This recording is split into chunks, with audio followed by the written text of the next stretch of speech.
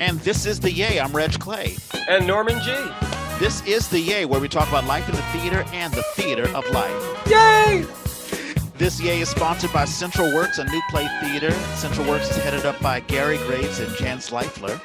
Central Works, reinventing theater one play at a time. And we want to thank Central Works, as always, for sponsoring The Yay. And this is our BAD Summit. BAD meaning Bay Area Directors Summit. And it's something that we've had. Norman kick-started it. For about 2 months. That's right. For about, I would say about a month and a half, bringing on all sorts of directors and creatives from, I think we've had Tabard Theatre. We've had the Lorraine Hansberry Theatre. SF Shakes. TheatreFirst. Yep. And we basically. Central Works. Yes, Central Works. We've had, and now, as of right now, we have opened the door and we expect, more people to come in to talk about, I guess, just their assessments of what's happening in the Bay Area theater scene. And I'm going to kick it off to you, Norman. Well, so usually you ask what's going on this week, and this week is not much. I mean, just normal for once. Had a normal week. So, but I did see a show, Reg. What was your week? Oh, yeah, that's right. Well, so I'm pouring some ginger ale. In any case, we finished up. So I've been part of a project called the Brecht Project, and we put on a show called The Private Lives of the Not-So-Master Race. And it was a Zoom production that we had from October the 27th through the 29th, and we closed up Thursday. Is that right? Tuesday, Wednesday, Thursday? Yeah, that's correct. And we had, a nice audience. I would say at least 33 people per night. So that's about maybe rounded up maybe 100. I mean, that's not great, but I mean, it's better than a lot. And it was nice. It was a nice collaboration. We had one actor drop out at the last minute. And so we brought in Craig Souza, who I tell you, for someone, I mean, it's an art to grab a script and just, from nowhere, and just that's right, hammer it, vibe it, nail all of the beats and everything. I mean, Craig Souza was just awesome. He did a magnificent job. So I'm very happy. And now it's on to, whatever else is new. What projects do you have going on, Norman? At this point, I'm just I'm putting some grants out. So nothing that I can talk about. Except I will say, so I will mention, one of the things I wanted to do with this wrap up was to sort of check in with the people that we talked to. And these are folks that are established out in the field, been doing Bay Area theater for many, many years.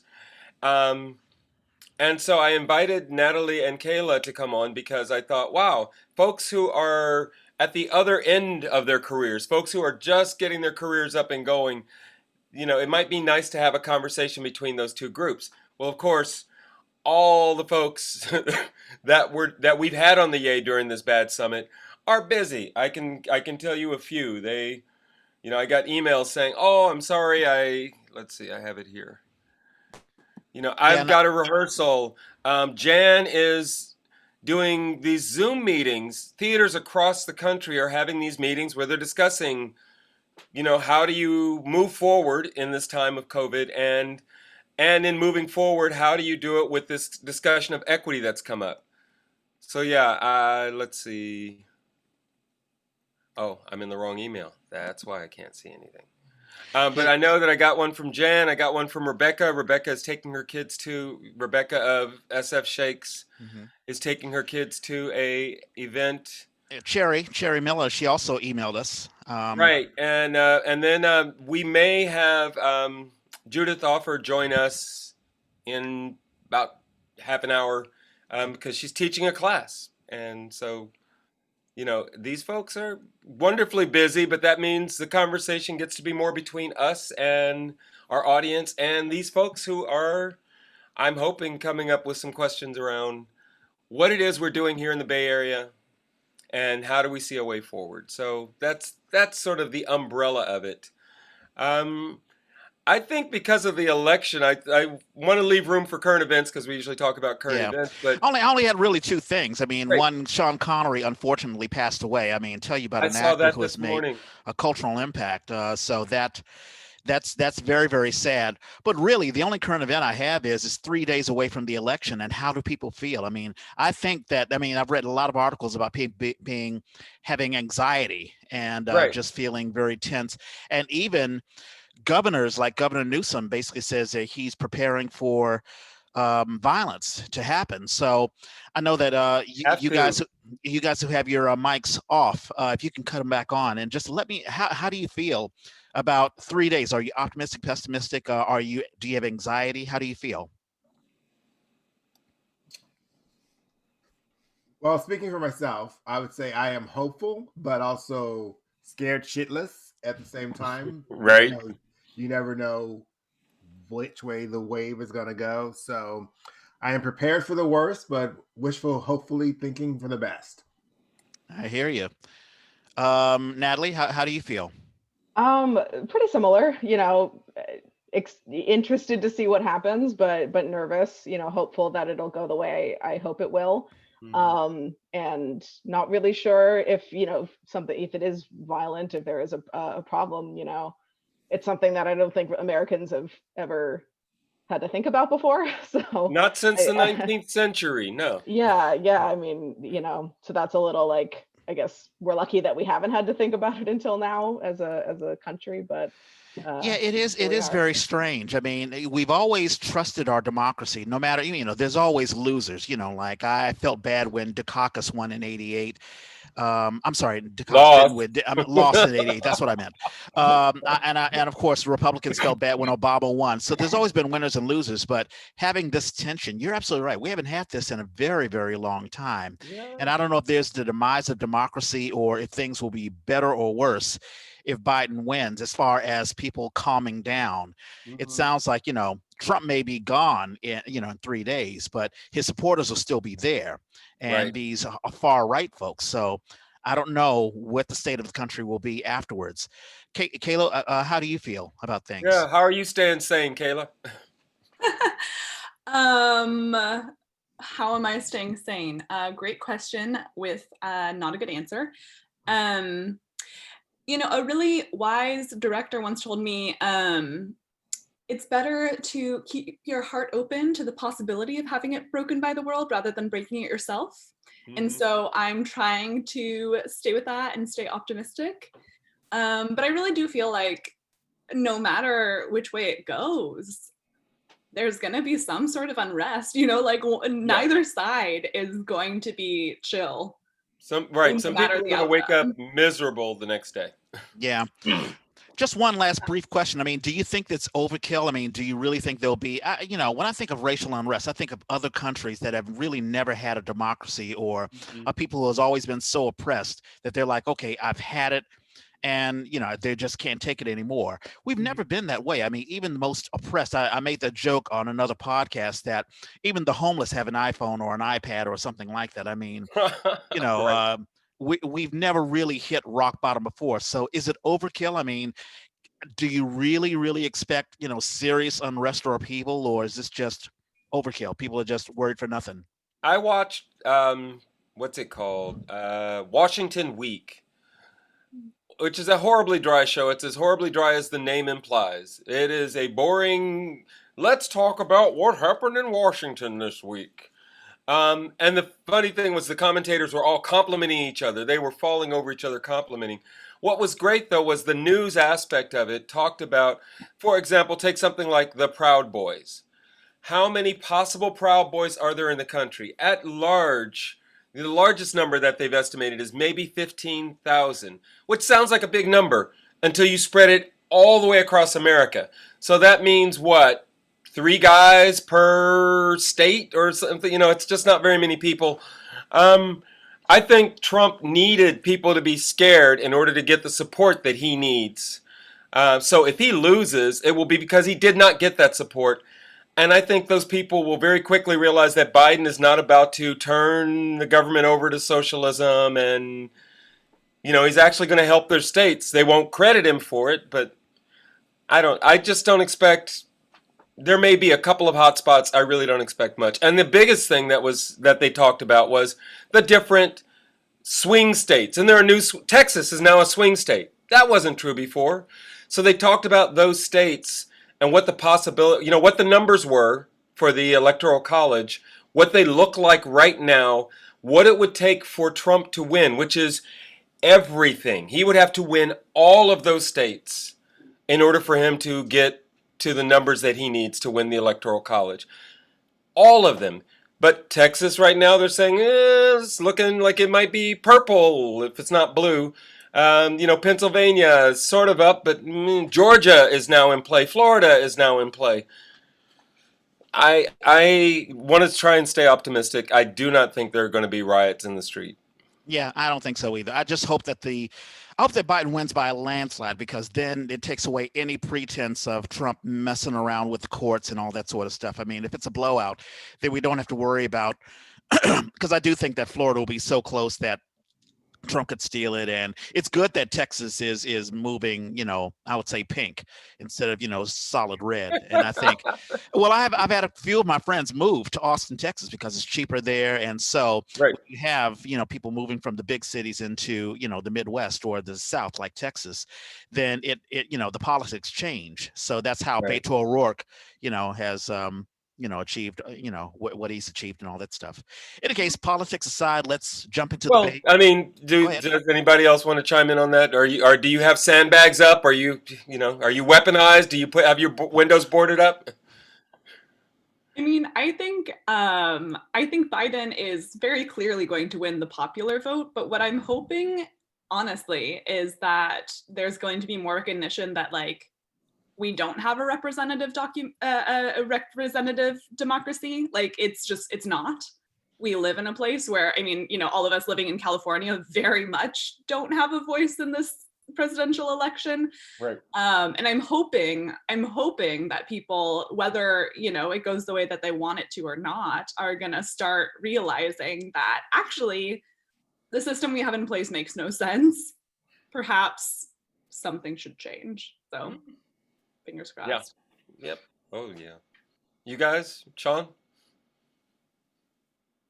ShawnJ, yes, I would say mine is similar to that. I think we had only really one option, I think, for the whole United States. And I think after this is over, we need to totally, similar to what Chile did, it's like they totally threw out their constitution. Oh, right. Yes.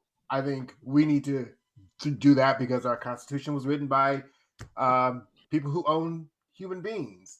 And so they weren't thinking of everyone when they wrote it. So I think we need to start over if we can. Hopefully. Yeah. That would be wonderful. Natalie?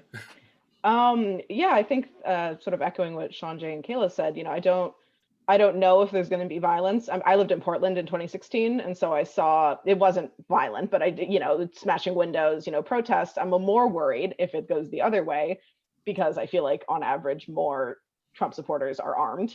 And so that worries me a little bit. But also just that if Biden does win, I live in the suburbs. I worry that the people I live around are going to go back to sleep if he wins. They're going to say, cool, we did our job, we voted, we cared for this election, and now he's going to take care of us. And I don't think that that's true. I mean, I support Biden in this election, of course, but I don't believe that he's going to solve the problems on day one and we can all just forget that we needed to care.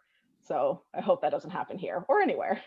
Yeah, but my assumption is he will be the new Eisenhower. We will hopefully go through a period of prosperity. I heard a program a couple of days ago, no, yesterday actually, wonderful program called Economic Update by a Marxist professor who teaches economics. And he said, he compared all this to what happened with the Black Death, the bubonic plague, how it destabilized society. And so not only was there death, but there was this economic destabilization, which came back in the form of a centralized government, a king, Kaiser, things like that. Suddenly they went from the little fiefdoms that had existed to more of a centralized government, but also people moved more towards cities. People started doing other things besides subsistence farming, and that created a different energy about what was going on, which he cites as that's what led to folks going, we can't live under a king anymore. and they came here. So he connected all that up, was wonderful. He then also compared it to the 30s and said, we had this, the economy just tanked. And how did we come back from it? Centralized government. Government stepped in, government helped, and we watched, decades of prosperity because of that. And I'm like, that's a very optimistic way of looking at this. I hope that's where we're going. Yeah, it's interesting. I'll just say this one thing, to keep it from a current events podcast. But yeah, you're right. It's a shame that it takes failure, or it takes us being humbled either by COVID-19 or by an economic crisis for us to reassess where we are and to fix things. It takes someone going into the street and protesting and, the chaos in order for us to say, okay, let's reassess how we treat people, or I'm still upset that there are 575 children that are separated from their parents. Yeah.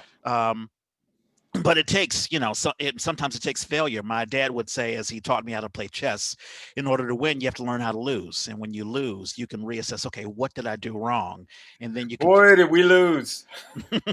Boy, did we lose. Yeah. Yeah. All right. Okay. I will hand it off to you, Norman. Well, so my plan was to start off by introducing our moderators, but since we've got one guest right now, we may as well introduce everybody. So Natalie, meet ShawnJ. Kalya, meet ShawnJ. I will ask you each to say a little about yourselves, but again, for me to toot your horn a little bit, Natalie is somebody I've worked with for at least 3 years.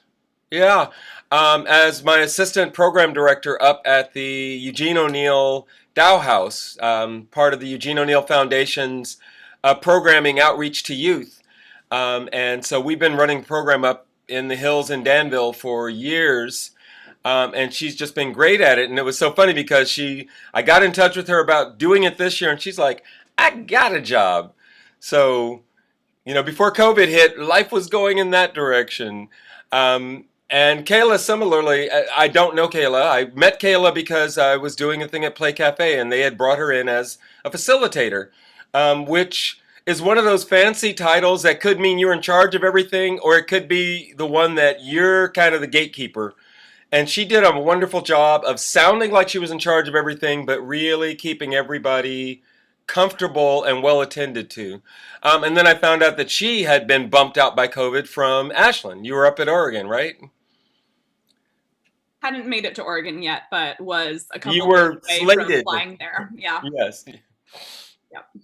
So I was like, wow, these are people who I know are relatively new to the scene. And so I wanted to invite them in as part of this conversation. ShawnJ, I will ask you to toot your own horn. ShawnJ was a guest of ours, and I sat there the whole time going, we should have this guy on the show more often. Episode number 146 for those who want to catch up with ShawnJ. ShawnJ and I worked at the Playwright Center for San Francisco. You were a guest director there. And also, I swear, I don't know. I guess maybe I swear that you directed me on something else, but I don't think so. But no, you've been in and out of the theater scene as an actor, as a director for years and years. And I think you've worked at the, I forget where you did Dreamgirls a couple of years back. Where? ShawnJ? Well, I've been in the Bay Area since 2011. I came from Seattle, Washington, where there I was acting and directing. And so when I moved here, acting was more my focus because no one knew who I was. And so then I slowly became recognized as a director. And yes, we met through the Playwright Center's Foundation of San Francisco. And I did the short play festival. And then I didn't get to direct Dreamgirls because that was supposed to be this year at. But you acted in Dreamgirls. I acted at Berkeley Playhouse in 2018. 2018, I think it was. Yeah. Oh. So I was on stage in it, and then I was going to direct it this year, but wonderful COVID-19 showed itself, and that went by the wayside. But right. I've done shows at African American Shakespeare Company, Impact Theater, Berkeley Playhouse. Did a understudy role at Berkeley Rep. So kind of like all over, but directing is sort of my focus now, but I will never give up acting because they kind of inform one another. So it's sort of, and funny thing is I actually did The Iceman Cometh at the Eugene O'Neill thing in Danville 4 or 5 years ago. Yeah. Small world. Yeah. I love it. I love it when it connects like that. So yeah, to kick this off, I'm going to ask each of the moderators to go ahead, and if there's more you want to say about who you are, what brings you to this place, and then we'll just start the conversation from there. So Kalya, can you jump in with a little more about who you are and how you're here? Sure. Yeah. I am from the Bay Area originally. I started theater in high school at Redwood High School, and then went to school for film and television production and theater arts, got a double degree, went to Santa Cruz Shakespeare, then moved across the country to Maine to work at Portland Stage, then was working at ACT, and then was working as a freelance director briefly and teaching artist, and then COVID, and that brings us to yeah, so that's the short and quick about me. What about you, Natalie? I'm also Bay Area, born and bred, East Bay specifically. I've been doing theater since I was like 7, camp stuff. And I went to Lewis and Clark College for 4 years. I got a degree in theater with a focus on literature and history. So my main focus in college was directing and dramaturgy. I graduated in 2019, so I'm just over a year out. And I've worked as a stage manager, and then with Norman at the Eugene O'Neill Studio Retreat, which I was a student at the year before I started interning and then working there. And right before COVID, I was in rural Virginia working at the American Shakespeare Center as a literary fellow for 3 months, and then COVID, and now I'm back here. Yeah. And I actually just stage managed. I know Katya Rivera was going to potentially be here. She is flying this morning. Oh, okay. She's a grandma, so whenever she can, she goes to see the baby. That's great. I just Zoom stage managed her staged reading of her and Effie Jean Pine's show, The Invisible Project, which is a really fun script. And yeah, that's where I am. Well, cool. So as folks who are looking at what's next, I mean, it's weird. As I started to try and frame this, I thought, well, let's talk about Bay Area theater and what it is. And I really think it's hard to talk about it as a thing. Each of us has our own experience. But in trying to think about what this, what the question of what is Bay Area theater, to put it in terms of challenges, things that are challenging or things that you find are obstacles, versus opportunities. And I especially think coming in this COVID moment and coming out of this COVID moment, it seems like opportunities is the best way to look for a path forward. I mean, Kalya, you're shaking your head. I mean, you're nodding your head. You agree?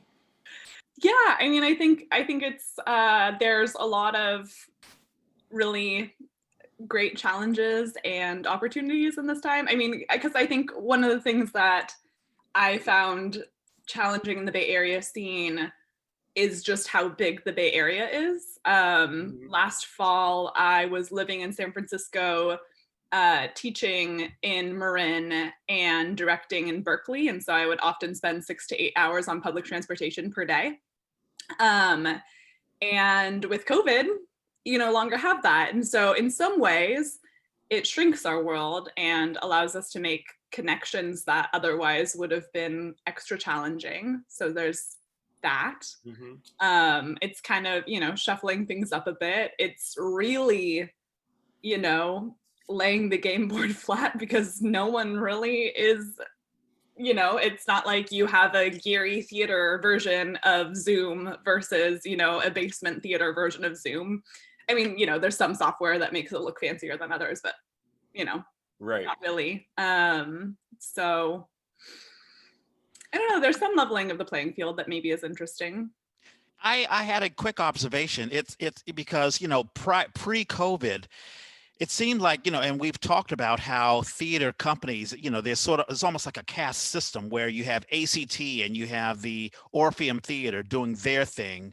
And then you have community theater. And then you have, let's say theaters that are, within whatever the realm, or it seems like they're just these pockets or corners of theater, which operates in their own realm.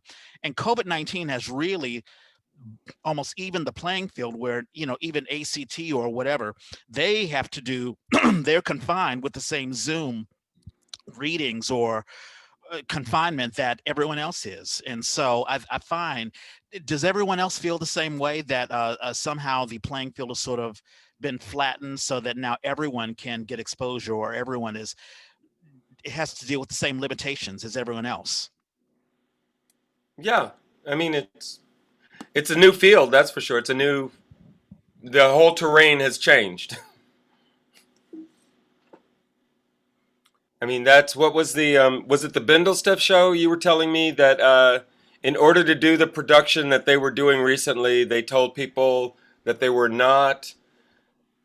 being paid for, what was it? They weren't being paid for to acting, they were being paid for, was that the Bindlestiff show? Was that Pay As You Go, or you talk about the one that I was recently in? Yeah. Let's say I was in the Bindlestiff show, but I think that if you're talking about the Brecht Project, I don't think that was that. No, not the Brecht Project. Was it the Brecht Project where people were only paid? They were paid a stipend not for the performance. No, I can't remember. And it wasn't Playground. That's the only last three things that I've done. No, it wasn't Playground. No, somebody told me this recently, and I was like, what? It must have been Bindlestiff, yeah. That's the way, in order to get this production through. Oh, that's what it was. It was talking to somebody about. So the union, Equity, has a thing, a non-profit arm called Theater Authority, and in order to qualify for that, you have to jump through certain hoops. So this theater company's way of dealing with that was to say, this is not a show. We're just paying the actors for this other thing that is not theater related. I'm like, okay, that's not going to last very long. That can't. I don't see that going on. Yeah. Hey, ShawnJ, have you been busy during COVID-19? Have you been doing Zoom readings at all? I'm going to be honest with me. The Zoom readings don't do it for me. It's just theater. I think I did one radio play, and then I was invited to do some things, and then I'm on Zoom for work Monday through Friday. Mm-hmm. So the last thing I could possibly do for myself is be on a Zoom trying to be creative. And for me, the medium doesn't work. I think for me, I think because to your point, like everything's kind of been leveled out, but I think everyone's like hopped on Zoom with this passion. And I don't think we realize it's a camera. We're actually acting for the camera, which is a different medium. And I think we haven't adjusted to that. I think we're doing a play on Zoom, and we're not realizing that it's still a camera. So we need to act for the camera, which means angles. And I commend everyone for doing their best and like the creative backgrounds.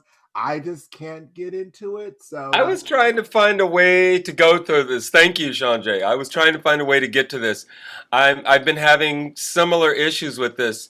And Kayla, you have background with film work. Is that something that pops up at you when you see these Zoom productions? Do you find yourself going, wow, these people should just go and take like a first year of basic film work? This is how you work on the camera. I mean, a little bit. I think that part of it too is that, I studied film and theater at the same time. And when I was doing that, my hyper focus was do on film what you can only do on film. Do on stage what you can only do on stage. And so quite honestly, I feel like stage plays that translate easily to Zoom need some work, because it should only be able to be done on stage. Right. And I think that just putting it on here, it's like, this is very different than being on stage, but it's also, your camera on your computer is also not a cinematographer. Right. Not really having either one. you're kind of in this very strange, it's not even reality TV, right? It's like this very strange in-between space that no one knows how to handle. There's no rules, but also no one seems to be like really nailing it, as far as. Right. No. Natalie, how are you finding this hybrid? How are you finding working in this hybrid situation? It's interesting. I feel like staged readings are probably the most successful that I've seen on Zoom, because you are not off book and you are doing it in a more staid, you're in one place sort of situation, like the Invisible Project. The reading of it worked because everyone was sitting there and reading. We weren't trying to like act out, blocking. The problem is, of course, that no one can actually be invisible in the Invisible Project, because there's no lighting other than whatever overhead lighting you have. So I do agree that I think that if a play works perfectly on Zoom, then it's probably not so much like a play. It's not so much a stage play. Exactly, yeah. It's a different kind of thing. And I also agree with Kayla. I feel like theater, if you putting something on stage that really benefits from the liveness and the proximity and the sort of magic that comes from seeing someone physically doing something, is really important. And so I appreciate every theater that's trying to make this work, and I think it's the only way to make it work right now. But I don't really see it as that was definitely forever answer. Like, no, we'll never need to do theater again. We'll just do it on Zoom. Well, no, that sort of leads to my next question, which is, what are examples of it working? Because I've seen things that I thought really worked. In fact, like Reg, just to point to one, Reg did a piece, The Informer, based on The Informer. And it was written in such a way so that it actually did work as a piece of camera, of being in this medium. I could see it on stage as well, but it felt like it really suited the medium. Are there examples of things like that where you feel like you've seen people make this work?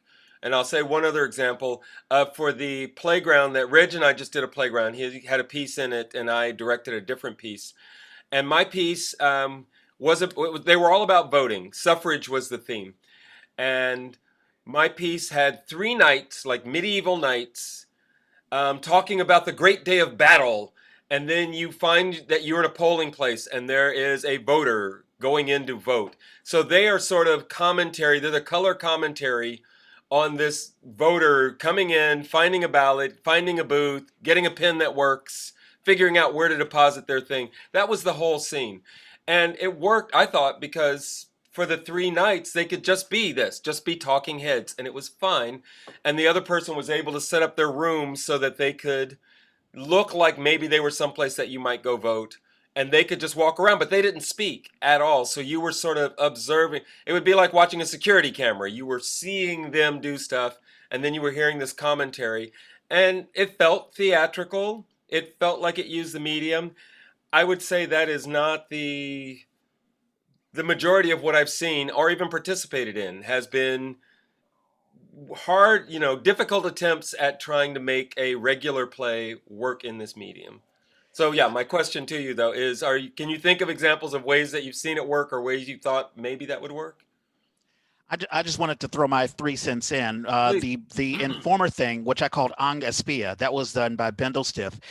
As a writer, and I'll be real quick, I found that writing for, Zoom, I try to make sure there is, as little blocking as absolutely possible. And it sort of works for me because I really like what I would call play of ideas. I mean, I like writing about plays where people are sort of talking and really the dialogue sort of drives the play instead of actual action. The bad side is it can be very expositional, so I have to watch myself for that. But the good side is, especially with, if we're constrained to the camera, you just have people talking to one another. It's almost as if it were a Zoom meeting. And so with Ang Espia, I really just had a mother and a father and a daughter sort of speak to each other. And it's as if the camera is, the other person. So it sort of worked. And the fact that the actors didn't have to worry about, I got to cross here, I got to look here, I got to handle this or that prop. I think, it sort of worked. And to have as little basically it's so dialogue driven that it works. So that's the challenge for me as a writer. If I'm writing, like someone may say, hey, we're doing a Zoom thing, do you have anything for us? I can say, okay, these are my limitations, this is what I have to work for. So that's my two things as a writer. Go ahead. Even more than that, though, it felt like right now my wife is upstairs on a Zoom call, and it felt like that. Hey, honey, blah blah blah. It felt like that's what they didn't feel to me like they were talking to the camera as if they were talking to each other. It felt like each of them was sitting at a computer, and when the kid left, it was because the kid left the computer.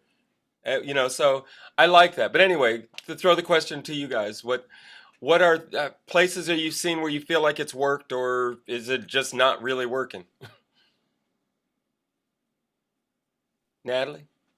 I think that, I think it's working because this is what it needs to be, so I think that any theater that can pull off something that, is working, that literally happens, is a success right now. And maybe that's too low of a bar, but I really feel like, making it work in whatever way possible. I think, not to harp on and on about my former employers in Virginia, but American Shakespeare Center is all acoustic noise, and universal lighting. And so they had a bit of an edge coming into like staged readings, in that they already— You mean not amplified sound? No amplified sound? Is that what you mean? No amplified sound, no mics, all singing or acoustic sound, musical instruments. And so I think theaters like that already had less to work with, or gave themselves less to work with, are doing really well. Yeah. In this medium. I haven't personally heard any, but I would imagine, theaters leaning into more radio play style, War of the Worlds, these great, sound effects made by a balloon and a stick, things that really are creative, I think can succeed really wonderfully, that aren't relying on the technology, but are just using the technology as it is. Okay. And Kalya, I saw you start to jump in. Did you have something? Yeah, I was just, I think that one of the more interesting ones that I saw that I don't think, I don't know, the approach was really unique, was Elizabeth Carter's production for San Francisco Shakespeare. And they really did a lot of ingenious weaving of live actors into each other's frames. I really don't understand how that worked, but she's brilliant, and I was really intrigued, especially because that was towards the beginning, to see, oh, interesting, okay, there's some ways to adapt.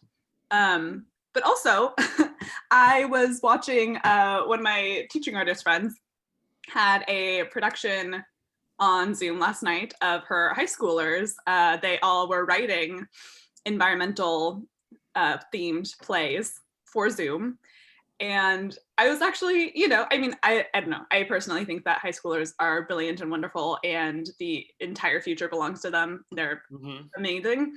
But, they were doing interesting things, like thinking about the way that we are experiencing them. Like there was one where the actors were looking into it's futuristic, future humans looking into a cage of present humans and commenting on our current situation. And that was interesting because, you're experiencing that as the audience member, and it makes sense in your own home.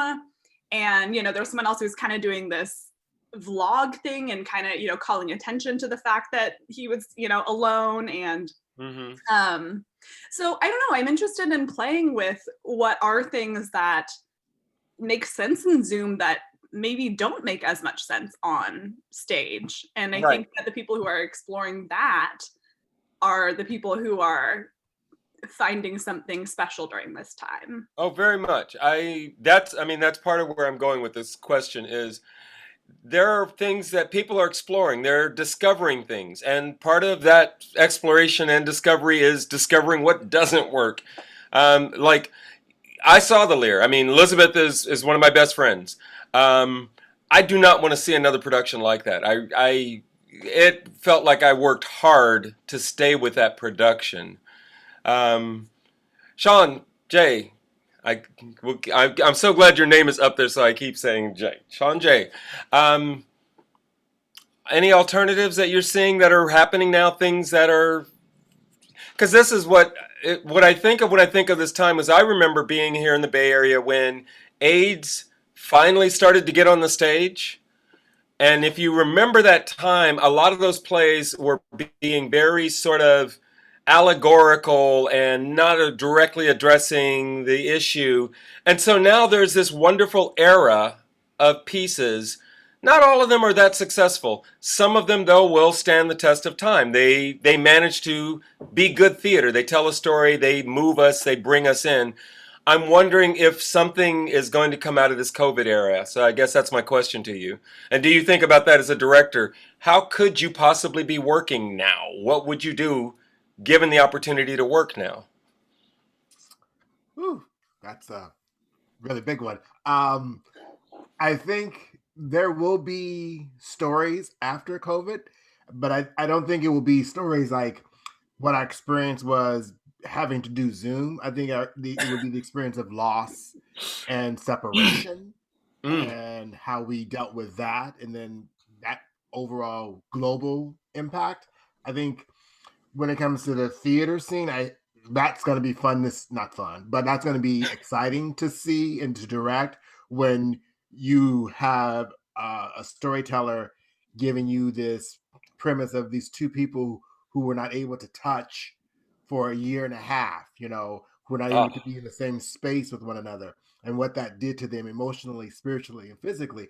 I think as a director, to be able to like sit in a room with two actors and go and pick that apart, that's going to be, I think, what comes out of that. I think when we think about this this virtual experience, I think we just have to remember that it's virtual and it's a substitute for the real thing. It's not the thing.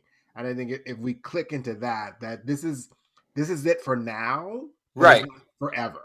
And I think if we can slide into that category, we will get through it. And to your point, theater's doing what they can to keep theater and creativity alive. And I kudos for that. I think just for me, like I said, I'm on Zoom all the time, so I don't have the bandwidth to like sit for 2.5 hours watching something, shifting back and forth from a speaker. It's like, I do that. Right. Now, when I direct one, I think I kind of direct it differently. I tell my actors, don't look at the camera.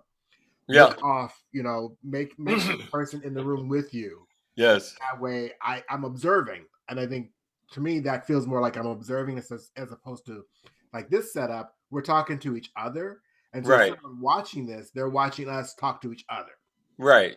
But if they had the camera on them and the camera on me, then they're part of the discussion, which I think kind of feels weird. So I think for me, I'm directing a show that is a new work, but it's going to be a radio piece. And then I've taken on my own creative outlet of creating my own little talk show where I'm talking to someone where I don't have to worry about other stuff. So I think Oh, you got to tell us more about that. We'll promote it for you. Yeah. So I think making it work is good. I think we just have to be honest with what we're doing, right? Well, that's exactly the answer, though. That is an alternate. Instead of doing or trying to do what we were doing before, finding things like that. Yeah, tell us more about what it is you're working on. So personally, I created my own little talk show, and it's a long form interview where I sit down with someone and I ask them questions about their life, and my goal is in that telling, maybe somewhere along their journey, they can help someone along their journey. And so it's just basically, it's like Oprah, but not Oprah. And it's just my way of staying connected with folks. So it's a conversation we have, and it's just a way of connecting virtually. And I found them very rewarding, right? So, and I put them on YouTube for people to watch if they want to, but it's more or less for me to get people to connect with one another. So Bay Area Oprah. I love it. Send us a link and we'll point people towards it. I had a question. It's interesting. COVID and this Zoom world, it's changing the way that I work in the office. I mean, now I guess my basic question is: do you think that theater will change as a business after COVID-19. Like I know that property prices are falling down. Rentals are dropping. Landlords are having to reduce their rent. For residents, but I think it would probably also apply to the theater. A lot of theater companies complain for those that don't have a space. Wow, I got to pay so much. I know Linda Ayers Frederick complains about it a lot. I have to pay so much for the space, and now I don't know. And it's a question that even I don't know. I mean, what will theater be after all of this is over? And it may not be over until 2022.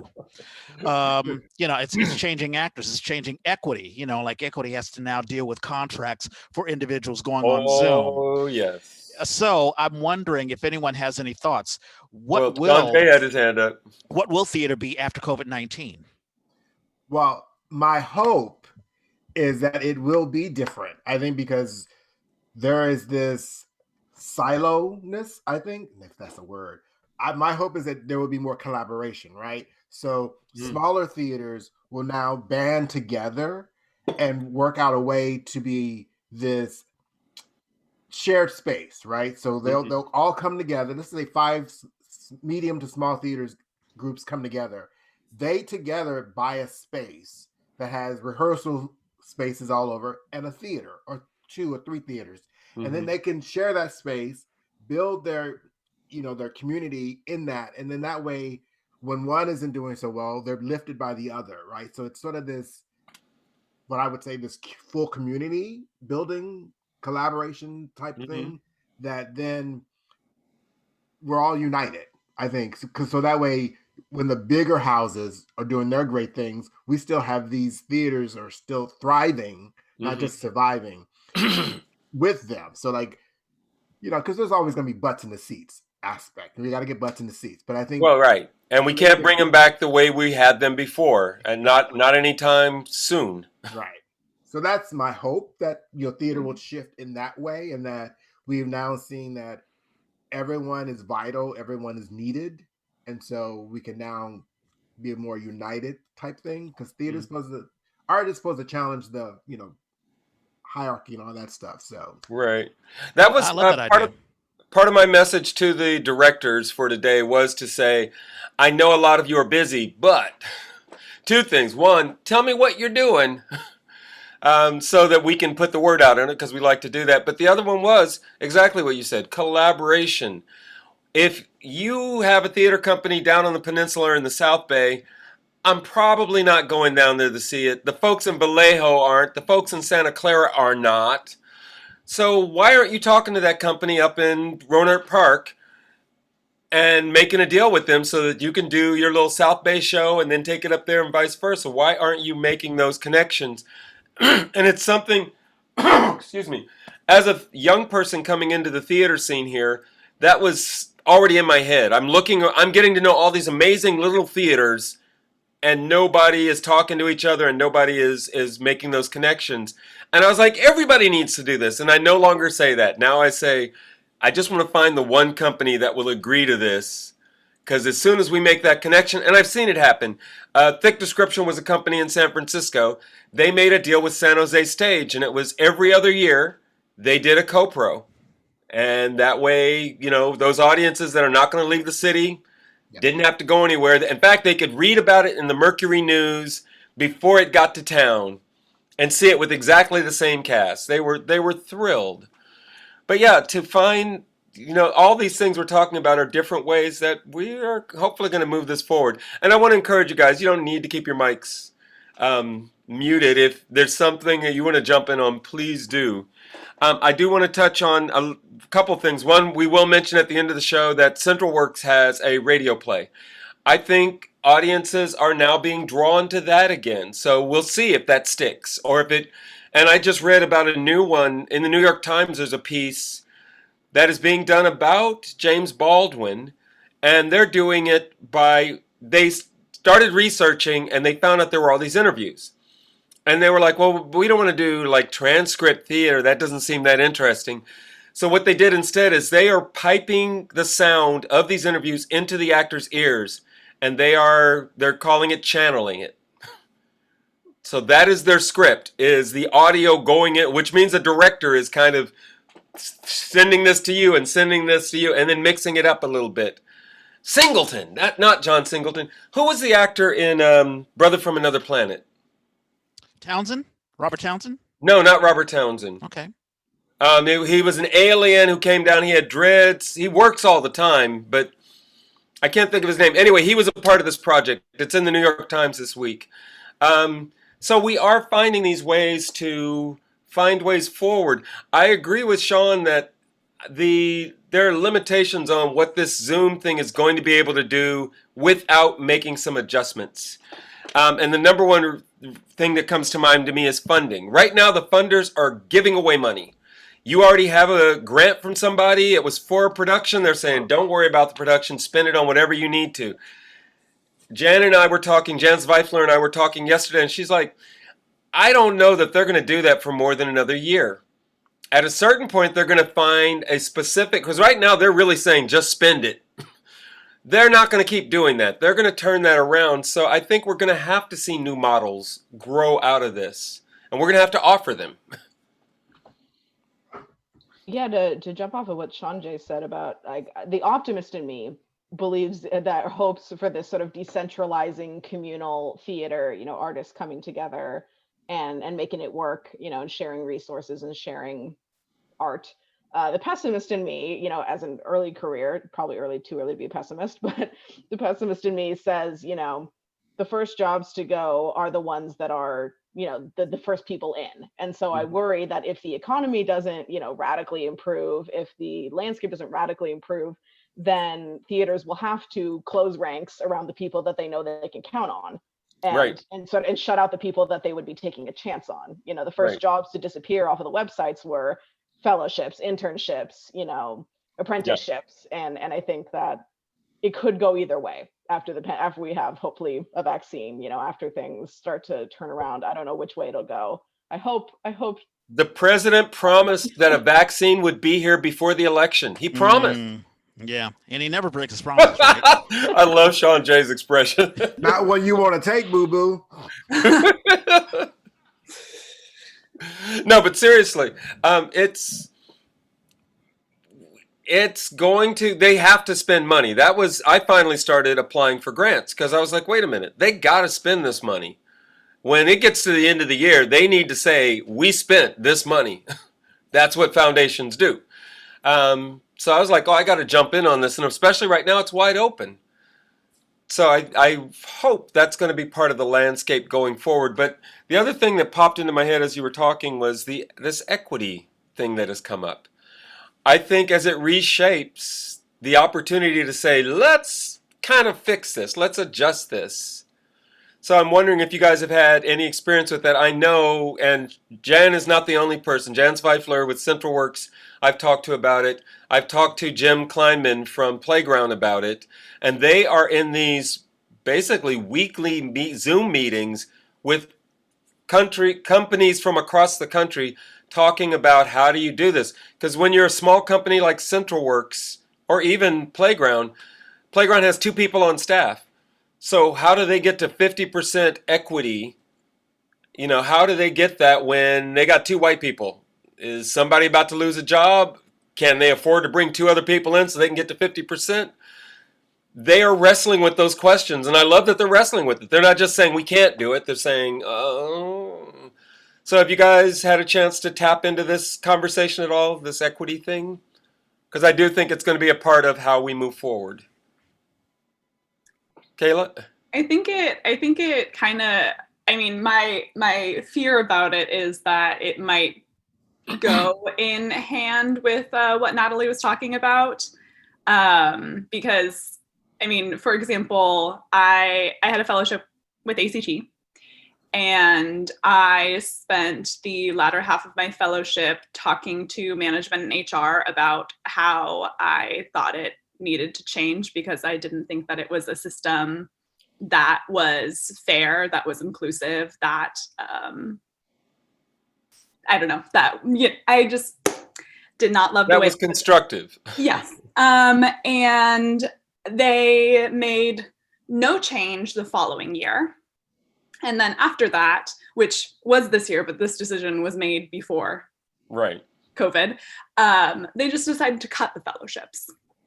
And I think, I mean, my pessimist self is kind of assuming, I had kind of laid out like, here are some ideas that I have of how to make this more possible to like, maybe a smaller number of fellowships, but you're investing more money into that. So it's more, more people can have access to it, etc. And they just cut it. And so my understanding is kind of, they were like, well, we can't figure it out, so let's just throw it in the trash, which I hope is wrong.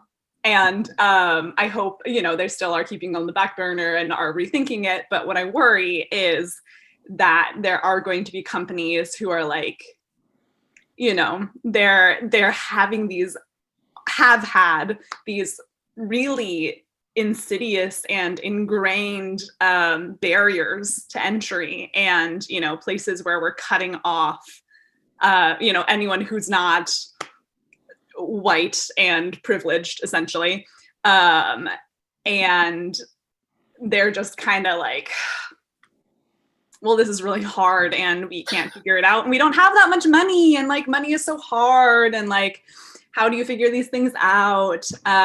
So I'm hoping that doesn't happen, but I'm a little worried. I don't know. Part of me is also like, ShawnJ, have you read any of this stuff? Restart. What? There you are. ShawnJ, have you read any of this stuff? Like the We See You and gosh, I can't even think of them all. Right now I'm reading the Chicago Theater Standards. We're talking about a lot of this stuff with Playground to try and wrestle with these. Have you encountered this discussion? So part of my history is when I was in Seattle, I did diversity, equity, inclusion work at an organization. And so like when everything started to blow up nationally here, and everyone was doing their the statement of solidarity, right? Like, just keeping it real. I was like, please, y'all. Yes. Let's not do this. And I think it's one of those things. If it's truly something you believe in, you find a way to do something, right? Mm-hmm. If it's something you don't believe in, you will cut fellowships. You will do that. And I say both of those are fine because we see you, right? So if that's who you are, be who you are. And that's fine, because then we will make a decision that's right for us. And I think when those organizations decide, well, it's something we can't do, it's not a priority, so we're going to just cut this, and that's fine. Yeah. Because then hopefully we as a community can take note of that and go, well, that's who they are. We can decide to work there or not. Right. And then I think those organizations who are struggling with it, that's okay to be in the struggle, as long as the struggle doesn't freeze you, right? And so even if you're trying to do 50%, I think being realistic, if there are two white people who are running this organization, there's nothing wrong with that. Like, right. There's nothing wrong with that. It's what you do with that is my point of view. So like, if you are two white folks running an organization, but you want to be equitable and equal, the work you do in your organization will reflect that. So then we see you as an ally. We see you as someone who is doing the work. And like, I don't need your heart. If you're a 2-member team, but you're running a smooth machine. Yeah, the machine is equitable, fair, inclusive, and supportive. We good, because now I can recommend folks to you. Now, if you're a 2-member and your whole board, and you have a board, and your board also is white, then we have a problem. Right? Yeah, because then you're just sort of echoing what's already in place. But I think, to your point, like the two members who are running this, they don't have any other support. They're doing what they can with what they have. Right. Support and guidance, and we great. I think this whole solidarity thing, equity looks differently for everyone. Yep. Inclusion looks different for everyone. Oh yeah. And it's noting it. Right. It can't be one size fits all. Exactly. So you guys decide what you're going to look like and how you're going to roll down this path. And then this organization has decided the same thing for themselves. Like ACT, Berkeley Playhouse, Berkeley Rep, they're all going to look different. Oh, yeah. And that's fine. It's just that in that difference, is it equitable? In that difference, is it, inclusive? And that's, to me is what I look at. It's sort of like, it's like joining a relationship with someone.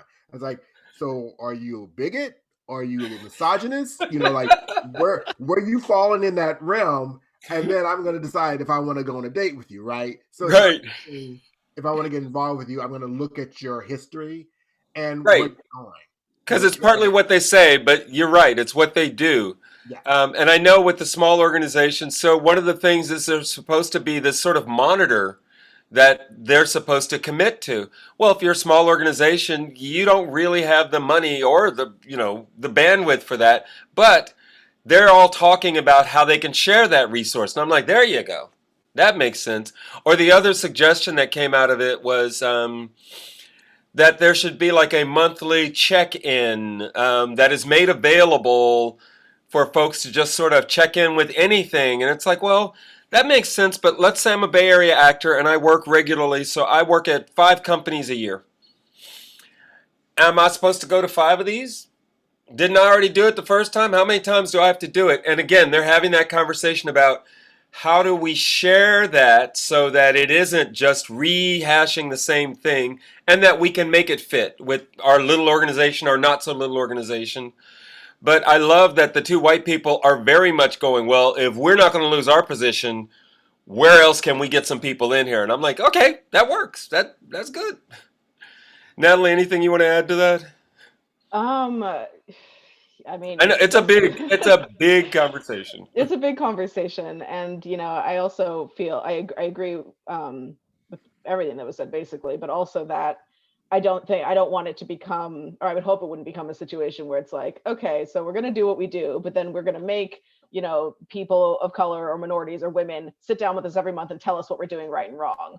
I'm like, because then you're just forcing people to teach you every month, right. what you're doing. And I don't think that's fair. But I do think they're talking about paying that them opportunity. Oh, well, paid. That's good. But like giving the opportunity to like opening yourself up to hear the criticism and the critique and the ideas, but not mandating that like someone has to keep teaching us how to be better, because I do think you need to take the time to teach yourself. Well, I also think we're going to go through this period where it's going to be a little bit of both. It's going to be a little bit of, yeah, you need to push in that direction. The big one is the Native American, the indigenous people. That's like the first one on the list. And I every time it comes up, I'm like, I don't know any indigenous playwrights. Yeah. I barely know any indigenous actors. I definitely don't know any directors. You do know one, Linda Amayo Hassan. She is half Latina and Native American. So yeah. But so those people, I think it's going to be great if there's a little short list of folks who suddenly are busy everywhere because everybody's going, we don't know who else to talk to. It's a start. Yeah, I was going to throw just one thing, just talking about, inclusivity. And I don't want anyone to think that, well, if you're white and you're a part of a theater company, then you have to, if you do need to make a change, then obviously you do. But, I look at Susan Evans as an example. She was the artistic director of Town Hall Theater before they let her go. And what did she do? She brought in Dawn Monique Williams as the director, who brought in Civil War Christmas, which right. takes a wonderful portrayal of a Christmas story, but basically done in the backdrop of the Civil War, and bringing in all these diverse stories and characters in, which was a wonderful foretelling of that. And also Dominique had directed Women on the Verge of a Nervous Breakdown, which talked about women's issues in a very realistic set, also in a madcap comedy. But Susan was making a message. Madcap. Yeah, exactly. Well, it's very, very zany, almost telenova. But in any case, it worked. And I think we had Sheila Viramonte on, who won a TBA award for a song that she sang called Invisible, talking about a middle-aged woman who felt invisible. But in any case, that was a message that Susan Evans brought in as an artistic director, not even stepping on the stage, but making a statement by bringing on individuals, different race, different diversities, and the story of diversity, bringing in actors like me and a bunch of others. I don't know why Town Hall let her go, but that would be one example of an individual who came in, who pushed away her own privilege and says, hey, I need to open up the door for other stories and other people to come in and tell their stories. And more, if you had individuals like that throughout the Bay Area, then we wouldn't have, these conversations wouldn't be necessary. We wouldn't have to talk about, why can't we get our stories in? Well, and as ShawnJ said, if these people do it, then we're going to go, okay, I'll work over here. And then when these people don't, I'm going to tell everybody. You got to be careful when you go work with those folks. So Exactly. I'm curious to see as we move forward if that's something that develops as part of the new culture, or where it sticks, because it feels to me like it's going to stick in some places. Go ahead. Yes. Well, I would add to that. So I think the cautionary, not tale, but is that there's, I guess, 3 categories of those type of organizations. Ones that do it, but do it authentically, and also there's support behind the scenes for those people of color and women and marginalized folks who are in that group, so that when they are in the rehearsal hall, they see themselves reflected production design wise, so that they're not the only. So like there's that, you're doing it, and there's like the landscape. Everyone looks diverse, but it's really not diverse. And so that's my concern, is that you're fully embracing it. Whereas there are those who actually do it, and then when you go in rehearsal, you see the lighting designer is a person of color, or the props person is a woman. So you actually see it mirrored, and then the culture is supported, so that when there is a conflict or a misunderstanding, it's sort of like, oh, this is one of those situations where, just keep it real. Oh, this is how Black people are, and so they understand that, and then this is the. Oh, and it's not like, oh, they're just difficult. It's the understanding is fully there. So I think there's the ones who don't do nothing, the ones who do it but that aren't really doing it because it's not supported, and then the ones who are embracing all aspects of how it all falls in line and how it looks to be supported on all levels of the design team and the creative team and all that stuff. So no, I think you're right. I think we're going to see all of it. I think we will see all of it. And it will be a question of, part of all of this has been this calling out culture, the living document, which I love having to talk about when somebody cites something specific, because I can't read that thing. Somebody cites it, and then I go through and I'm like, oh, damn. Okay. How do I feel about that? I love that it's forcing a conversation that wasn't there before. And I'm thrilled for the brave people who are doing it, even when I do, like you said initially, ShawnJ, come on, please. What? You're complaining about what? Yeah, exactly. And that was created by Eli Sonny Orquiza, and he was episode 139 on the A. As a matter of fact, he was our first interview for this year, 2020, before COVID and all that stuff happened, even before the document happened. So, well, the other piece. So I'm want to start to think about wrapping up, but we've still got some time. So the one piece I want to throw at you guys is this notion of collaboration, going back to that idea, and new connections. What are the new connections that you find that you've had or that have become available to you under this? And the example I'll give is Reg and I ended up doing a reading with somebody from, what was it, Charlottesville? Yeah, Charlottesville, Virginia, yeah. Yeah. She was in a reading with us and then got in touch with us and said, well, we're actually going to do radio golf. Would you guys be available? And I was like, yeah. Why not? So what are the places where you're finding in this weird time of can't get the work that you're used to getting? What are these new connections that are happening?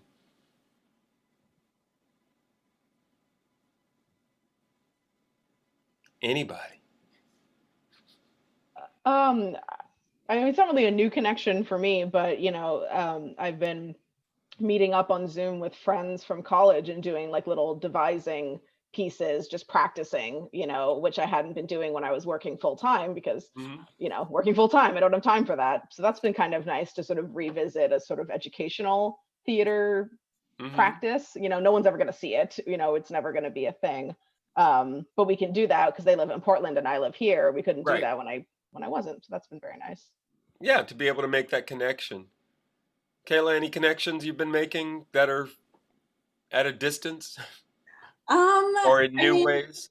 Yeah, I guess I also am not sure if any of mine have been very new, but I mean, I do also think that the beautiful thing about creative people is that when we get any hint of being bored, we get creative. And so I think with this, newfound hint of time of being bored, where we're all like, wait, not every single hour of my day is scheduled and packed with rehearsals on a million different things. Like, I have time to be bored and to think about what else I might do. No commuting. Yeah, right. So with that, I've been able to, I'm collaborating with somebody I've worked with before, and we're writing something together. I'm also helping develop a friend's play. Just doing some work over Zoom where it's like, I would like to say, I think, I would get around to doing it or like something like it at some point, but being able to say, like, I'm distance visiting a handful of people. And besides that, calendar is very limited. And so what, in that free time, what can I be doing that is still keeping the creative spirit alive? Yay. And yeah. So happy to be working with some cool people over this time. And ShawnJ, you had mentioned a couple of things you're doing. Do you feel like that's feeding into the future, or is that just like she said, keeping the creative spirit, the juices flowing? Well, for me, I think mine is kind of both and. So I'm working with NCTC on they're developing a piece with a playwright that they worked with. They did his This Bitter Earth back in 2017 or 2018. Mm-hmm. They commissioned that. And so this is like a follow-up to that piece. And so it's a radio piece. And so I'm working with the playwright to workshop it and get it ready. So that's a new experience. And I think from that, so speaking of equity, so this piece is by a Black American playwright. And so the artistic director, oh my gosh, Ed Decker. Ed Decker, he was like, I don't think I should be the one helping on this piece. Yay! So it was sort of like, oh. And so he connected us together. And I was like, I think that is an example of an organization striving to do the work, right? So he recognized, as a white man, I probably shouldn't be doing this. And so he found the proper fit. So I think I commend him for that. So I'm doing that. And then I connected with a company up in Seattle where I used to live because a good friend of mine lives there, recommended me for a radio play. And so I connected with them. And so it was Harlequin Productions. So I think it's being open. I think to someone's point is just being open to whatever presents itself, not being too closed off to the possibility of making those connections, and not knowing where it might come. It just may be for the moment, but it might be somewhere down the line. So I think I appreciate that because I met these great new playwright and actor from this TC gig. So it's like I probably would not have met them before, right? So this is really nice and working with very cool in different capacity. So.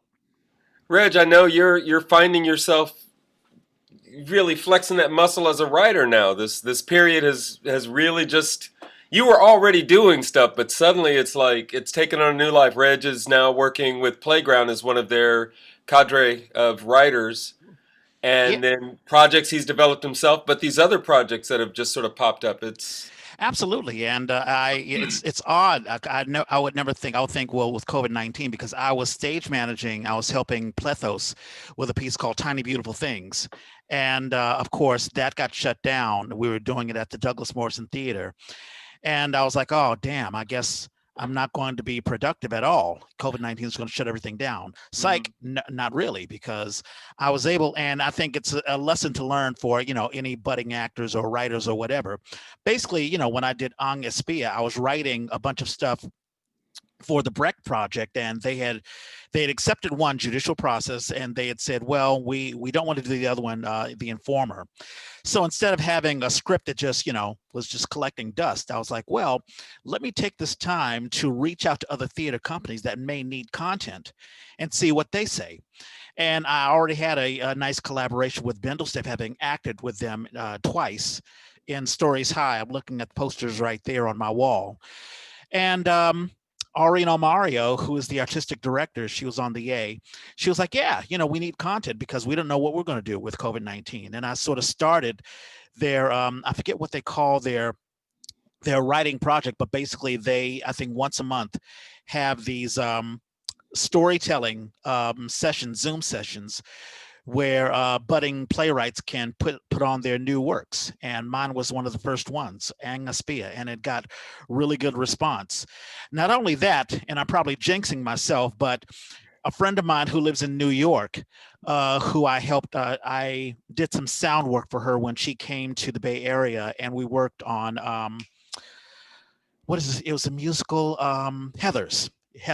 Oh, and she surprised me by posting on Facebook that she is a writer. I'm sorry, she's an illustrator. She does artwork. And I was like, wow, I've got these scripts. So I've been writing these 8 one-acts, sort of based on the Twilight Zone, called The Edge. Oh, right, yes. And yeah, I gave you a couple of my scripts. And I was like, okay, so I've got the work. Now I need to, try to promote it or produce it or something like that. So I'm collaborating with her. I don't know if it's really going to work or if she's, I'm crossing my fingers. But I figure a Zoom idea would be animation. If I can work with an animator and have actors just provide their voices and have the artwork do the work of the video, then that would be a sort of a new way for me to sort of get my works out there. So, it's something that I've got in the oven, in the proverbial oven, but it's another, just as what you were saying, we artists have to find a way to use the limitations we have to sort of get our works out there, and also think it from a different perspective. We can't do it the theater way because, theater is theater and Zoom is Zoom, but there are other alternatives. And if you can step out of the box, then you can really create something very new and innovative. Very cool. Well, I'll make sure my agent gets in touch with you. I can do voice. So yeah, to wrap up, I had asked you guys as moderators if you had questions that you wanted to bring in. So now is a good time for them. Anything that you want to probe or discuss? And of course, ShawnJ, you, I think, as an audience, you are also welcome. We covered a lot of them.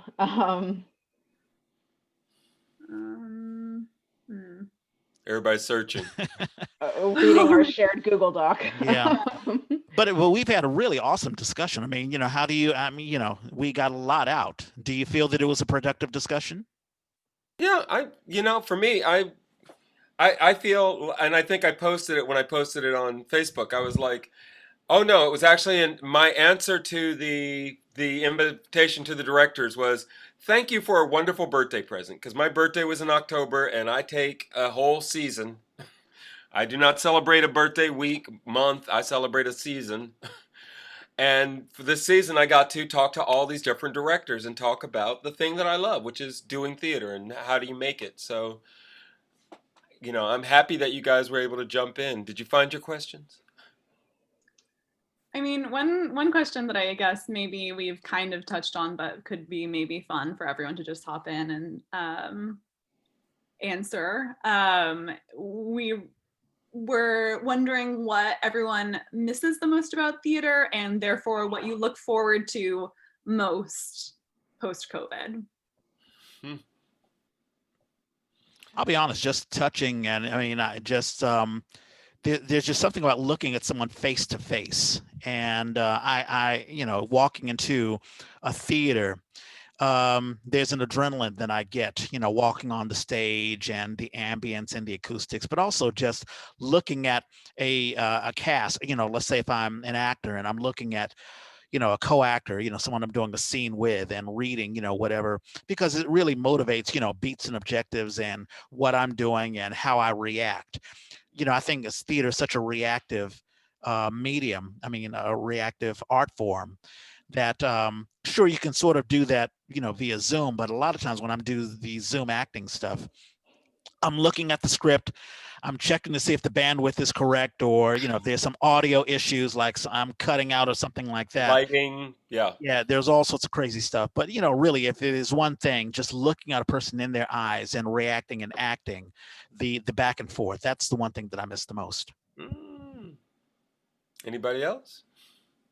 I miss the creative energy shared in a room that comes from exploring a script, a line, a moment. So just being in the room and just feeling the energy of creativity, I miss that.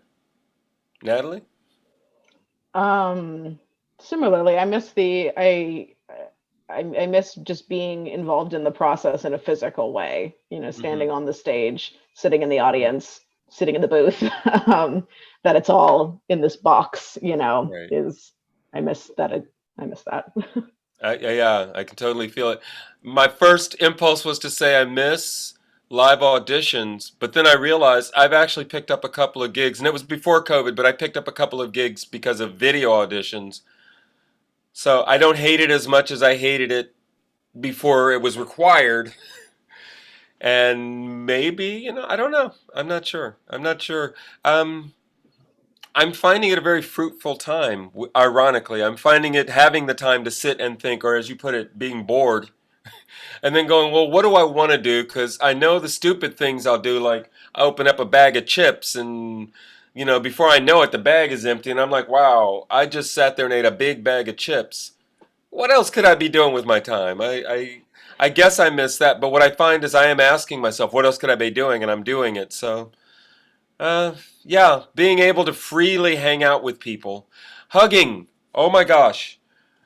Oh, I don't know how many times I've seen friends in the last couple of months where finally we made the time and we get together and we're all masked up and somebody starts coming at you with their arms open and I'm like, no, sorry, we don't get to do that yet. And that's very tough for me because I come from, although I grew up in Washington, D.C., it's called the Chocolate City. And, we're very, very, what do they call it? Tactile. I mean, I just want to give, a hug. And when I visit home, mom, aunts, uncles, hey, sweetheart, give me a hug. And, that's just something that I grew up in. And it's very, very difficult to not touch people. Well, hopefully this time next year, we'll be back to doing that. Any last thoughts, questions before we start to wrap up? No? Well, we're so glad that you guys made time for this, and like I said, I'm thrilled that we got to do this whole summit and chat with folks, and I'm looking forward to just turning the reins back over to Ridge and say, who are we talking to next week? And I know who we're talking to next week, but after that, I don't know. Yeah, I don't know either. All right, yeah, and I want to echo that as well. I mean, the BAD Summit. I mean, we at the objective that we and Norman have is to bring in people from all aspects of theater life: actors, directors, stage managers, owners of theaters, writers, to really get a full and comprehensive perspective of what's going on in the Bay Area. And this BAD Summit is sort of the cherry on the top. And I'm glad to give the keys to Norman, and I'll get the keys back. Even I don't know who we're going to have after November the 7th, but we'll see. But I definitely want to hopefully thank a new president. That's who we'll have. That'll be nice. That'll be really nice. I'd hate to leave because a lot of folks are like, hey, I'm moving away from America if we have to deal with 4 more years of Trump. But in any case, I'm thinking positive thoughts. But we really want to thank everyone for joining us. Shout outs, birthdays.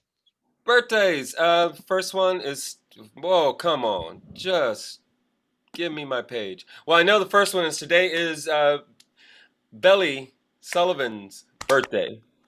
And I first met her at the African American Shakespeare Company, and she was fantastic. What is your problem here? Oh, I have her on as well. Yeah. I don't know. Have her. I don't know why I have her because I've never worked with her. But and then when I started the Oakland Public Theater, we had signed up to do a play, and this other producer swooped in and took it. It was going to be a world premiere, and they actually had some money. So the playwright was like, well, they have money. Can we do that? And so I suddenly had to create a whole new show. And I ended up making her like the center of it. I was so thrilled. So I have her birthday and my page is frozen, so I can't tell you any. If you got them, go for it. Yes. So also along with Billy Sullivan, Aaron Hahn, I've talked about him. His birthday is today. He is a writer and an actor, and I work with him. We did Lifetimes 3, which is by Yasmina Reza, very, very abstract experimental theater piece. directed by Cecilia Palmtag, and Aaron Hahn. His birthday is today. I can keep going, or yeah, go for it. I'm okay. waiting for this to load. Sure. So on Monday, Alexis Green, she is a local actress, and now she does sort of holistic therapy. And so I've told her, hey, listen, come if you want to come on the A or have us advertise what you do, then we can go ahead and do that. So, but I'm going to uplift her. Her birthday is on Monday. Also on Monday, Richard Harder, he is the former artistic director of Off-Broadway West. Off-Broadway West was unfortunately one of the casualties of COVID-19 and just gentrification in general. They basically were just outpriced, and they sort of closed shop. And he and Barbara, his wife, is living in Oregon now. But his birthday is today also. I'm sorry, Monday. Also, Bruce Kaplan, his birthday is on Monday. He and I acted in 110 in the Shade. He is an older actor, I think over 70 years old, but still doing it. So that's awesome. Wednesday, fabulous actor and a fabulous guitarist, Brant Blower. He and I acted in Water Buffalo. That goes back to 2001. And he has, and we've also gigged, and, I'm also a songwriter. So he and I have collaborated on a bunch of stuff. He met his wife, Joanna Blower. She was a Philippine singer, and she came to do a show, and he was a part of that, and so they sort of fell in love, and that's wonderful. Oh, love story. Yeah. So I should also say on February of next year, we're going to have a special 1 month of just having how lovers have come together via theater, and we'll have that. So if you met your loved one via the theater, come on the A, and we'll tell you a story. So in any case, Brant, his birthday is on Wednesday. Also on Thursday, David Patino. So I mentioned that I was stage managing Tiny Beautiful Things, which would have gone on if it had been for COVID this year. David Patino was one of those actors who was in the show. Fantastic young actor. He's just starting off his theater career, and his birthday is Thursday. Also Thursday, and also speaking of the town hall, not town hall, but Douglas Morrison, Terry Sullivan. Terry Sullivan is an administrator. He is an individual who has not been on stage. He doesn't do tech, but he is still very much part of the Bay Area theater community, because he makes sure people get paid, and he makes sure that the ship runs. So, and he has a daughter who is actually in New York as a struggling actress, and he's very, very supportive of her. And Terry's been fantastic. I remember when I got the call from Terry, he's like, hey, listen, we're not doing Tiny Beautiful Things, but you're still getting paid, so don't worry about it. And I was like, hey, Terry, thank you so much. So Terry, his birthday is Thursday. Yay. And that's it. That's all that I have. Okay, I've got Shalandra Ingram, who is actually a producer. I met her through Tandiwe, who says hi. He was in Tandiwe, Deshazor, was in town this weekend visiting the Bay Area. He lives in Atlanta now, but he says hi, Ridge. Shalandra is a producer I met with through him when we were working on a solo piece of his. Andre's birthday is coming up, day before the election. Actor who I've known in the Bay Area for a long time, and now we end up doing the UCSF standardized patient thing with medical students. Kirk Christ, one of the first actors I met when I moved to the Bay Area. We were working at a cafe together, and he was doing a show up in Richmond, Private Eyes. Private Eyes, yeah. Is that not Private Eyes? What is that called? Short Eyes, that's what I'm thinking. Short Eyes, this very weird prison play.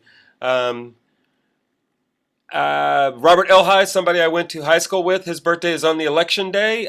He is a composer, so sometimes I'll go to the movies and I'll see his name go up on the screen. He does music for film.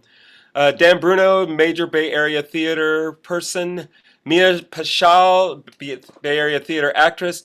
Susie Butler is somebody I got to help develop a show about Sarah Vaughan. I am thrilled that I got the opportunity to do that, and those are all the ones I have today. Do you have any shows? Wow, small world. Mia Fashal. I remember. You know Mia, okay. Well, yeah, I was going to do sound for her, but I guess it really didn't quite work out. But she and I, it's just a small world. I think I did a Water Buffalo, and then she was moving in at the Phoenix I think she was doing a one-woman show. Wow, small world. That just popped up. Shows. The only show that I have to push is Tabard Theatre is doing Trying. And that will be, I will put a link in the show notes for that. And Melissa Mambuis, and she was episode 140 of the A. We interviewed her. She'll be in the show. That's be opening November the 6th. And that's it for I've got one. If you guys have, shout outs, things that you want to share, let us know. But the one I've got is one of the birthday kids from last week is doing, Michael Patrick Gaffney is doing Broadway Flipped with 42nd Street Moon. And that started yesterday and it'll run through next week, it looks like. And of course, like everything else, it's virtual. Yeah, that's the only show I've got. You guys have anything? You guys have anything you want to promote? Birthdays? Nope. Oh, I do want to mention one other thing, and that's because a friend of ours, Mara and I, Danielle Tuchman, is Mexican national. He just passed of COVID last week. Oh. So he was already having a bunch of health issues, moved back down to Mexico, and things were doing better. And then bam, he got COVID, was in the hospital 2 days later, was intubated 2 days later. So we're putting together a memorial for him pretty soon. Wow. Speaking of COVID, and I think it's okay for me to mention this, but we've had, you remember Deb Carragher, she's been on the show. She went down to visit her mom in Texas and she contracted COVID-19 and was up and down, but she's doing much, much better. But so I wanted to sort of, put a positive note on, those who have been affected by COVID. Not, it's not necessarily a death sentence, but not for everybody. Right? It's very, very tough. But that's it. And I'm so glad that Deb is doing so well. Did everybody enjoy themselves? Kayla, Natalie, Sean? Jay? Yes, it's been wonderful. ShawnJ? Thank you. Once again, we want to thank you so much, and I will give you my usual blurb. We're now on Facebook. I'm sorry, not Facebook. We're now on YouTube, so you can like, subscribe, leave your comments, what you like, what you don't like about the show. And we thank you so much for supporting us. If you listen to us generally on the SoundCloud app or, on podcasts, we're on pretty much every podcast app that you listen to your podcast. We're on that little purple podcast app on your iPhones and iPads. We're also on Spotify. If you're an Android user, you can use the SoundCloud app or just go on soundcloud.com and you can find us. The Yay was created by theater people for theater people. If you have a show you want to advertise or if you just want to advertise yourself, let us know. Hit us up on Twitter, Snapchat, Instagram. We're on Facebook as well. I'm at Reg Space Clay. And I'm at Hoosier. Folks, are you guys on any Kayla social media? Yep. How about you, ShawnJ? Are you on Twitter, Snapchat, Instagram? I am. It's Under the Shade Tree on Twitter and on IG. And then there's a Facebook page also on Facebook. Underneath the Shade Tree. Right on. How about you, Natalie? Not for public consumption. I'm 22. I use social media, but nothing to promote. Okay. But I mean, if anyone wanted to reach out to you to have you direct anything or whatever, can they reach you via Facebook or whatever? Yeah, Facebook, Natalie Rich. That's my Facebook. Awesome. Feel free to reach out. Very, very cool. Once again, thank everyone for joining us this wonderful morning. And as we always say, we gotta find a better sign off. And I really, really hope next week we'll have a new president. We'll see. Thank you so much. Yay! Peace out.